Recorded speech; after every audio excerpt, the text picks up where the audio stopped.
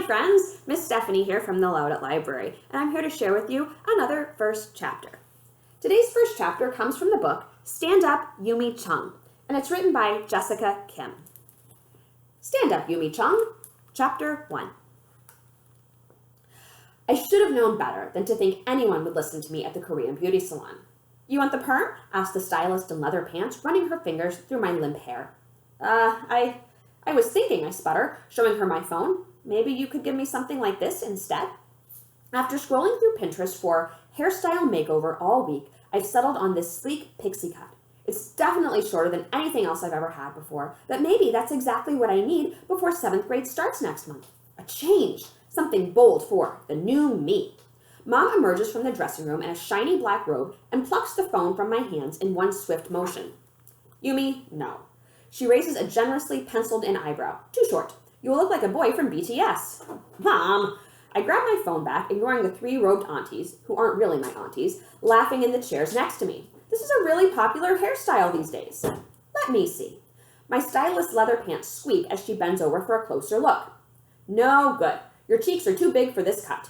I examine the picture again, noticing the model's sunken cheeks for the first time. I steal a glance at myself in the mirror, subtly sucking in my face. Leather pants scrunches my hair in her hands. You need more volume. She combs my hair forward, obscuring the sides of my face. Covers your yodura. My Korean isn't that fluent, but I know she's talking about my acne. She's right, Mom says. My stomach twists. Yeah, but I don't know. That's not the look I'm... Without letting me finish, Leather Pants turns to Mom. Perm?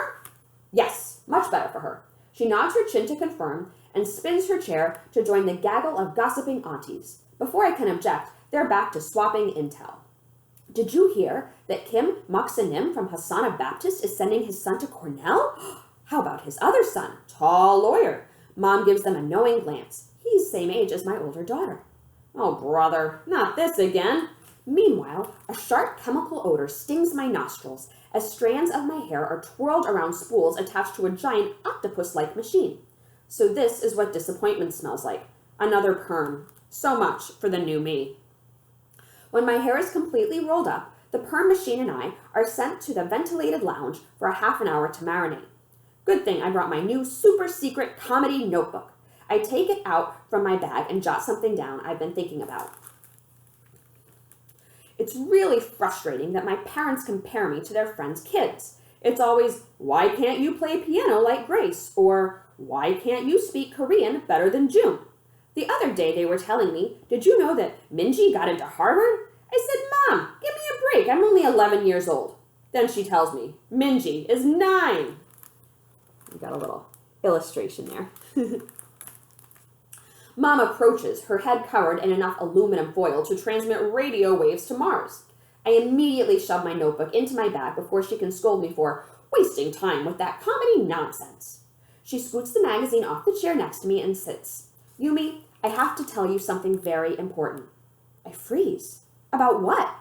She picks up her steaming cup of barley tea with both hands. You know, she says carefully, business is not so good at the restaurant right now.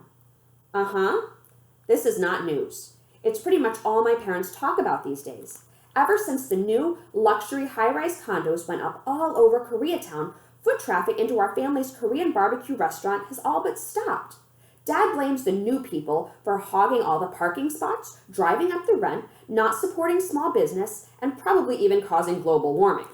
She blows softly into the Caledon teacup, her fingers curled around it. Yesterday, I went to your school to talk to Mr. Beasley. I stiffen at the mention of Winston Preparatory Academy's most crotchety administrator. Why? She draws close and whispers, to tell him we cannot afford to pay tuition next year. Wait, I don't have to go to Winston anymore? A tightness I didn't even know I was holding in my shoulders magically lifts, and a giant grin spreads across my face. I consider the implications. No more starchy uniforms. No more Latin classes. No more snotty cliques. And no more disappointed teachers. Freedom! I get a sudden urge to bust out my robot dance moves all over the salon. Not that I'd actually ever do that, not while anyone was watching anyway. Instead, I let out a satisfied sigh. Going to a new school won't be easy. But at least it'll be a fresh start, a do-over of sorts. Maybe this time my yearbook will be signed by someone other than my teachers. But then Mom shakes her head, the tin-foiled flaps rattling. No, you still go to Winston. Instantly, my elaborate visions of the new me skitter away into thin air. I tug at the roller on my head that's wound too tightly. But you just said we can't afford. She shushes me violently, like I let it slip that she sometimes cooks with MSG. No, listen. Mr. Beasley says that if you score at least 98th percentile on the exam, you can get the academic scholarship. Attend Winston for free, she says, emphasizing the words, for free. Huh? What exam? She scoots her chair closer to mine and pulls up an email on her phone. Test is called SSAT, Secondary School Admission Test. You can take the test on August 16th. What? My neck swings so fast that I nearly unplug the giant perm machine. Mom, that's in like 2 weeks. There's no way, I can't. Has the hair dye fried her brains? Does she actually expect me to ace a test I've never heard of, like it's no big deal? She clucks her tongue in disbelief.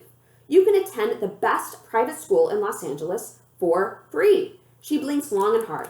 Mommy and Daddy worked so hard so you can have opportunities like this. You must do it.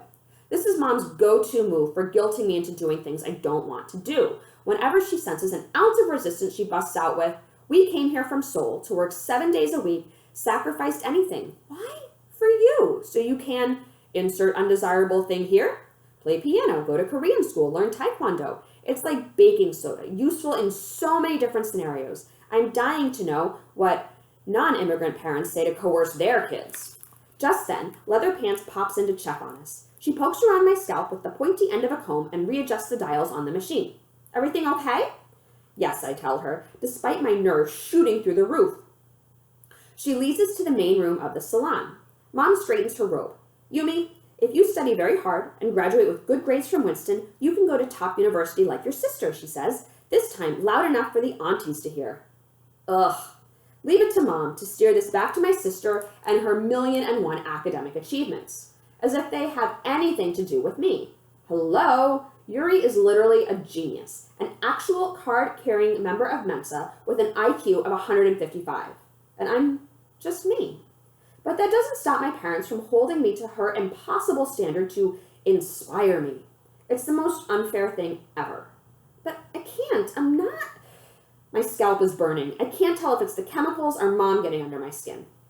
Her posture softens and she pats my knee. Do not worry. I signed you up for Hagwon to help you prepare for test. I recoil. Not Hagwon. The last place I want to be on my summer break is in a classroom. My head feels like when the computer mouse arrow turns into the spinning rainbow wheel. But I don't want to. Studying at Hagwon is better than wasting time watching YouTube jokesters all day. Jokester? My breath catches in my throat. Mom, Jasmine Jasper is not a jokester. She's only the creator of the most hilarious kids comedy tutorials on YouTube, not to mention my personal hero. Too much screen time. Rots brain. You need to study. She pulls down the hairdryer dome over her head. The dryer roars to life when she flips the switch, drowning me out completely. Thanks, Mom, for flushing what's left of my summer vacation down the toilet. Swirling, swirling, swirling, flush. The perm machine emits a series of ear-splitting beeps, and Leather Pants scutters back to take out my rollers. When she's done, she sprays some fruity-smelling product on my hair and gives it another scrunch scrunch. You like? She twists my hair around so I'm facing the mirror. I run my fingers through my still wet ringlets on my shoulders, vexed. It's just like it was before, I tell her with a forced smile. My hair looks like top ramen noodles, but I don't say anything.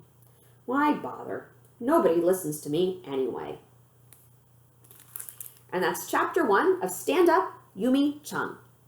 To find out what happens to Yumi in the rest of the book, does she pass the test? Is she able to do more with the jokes that she seems to be interested in?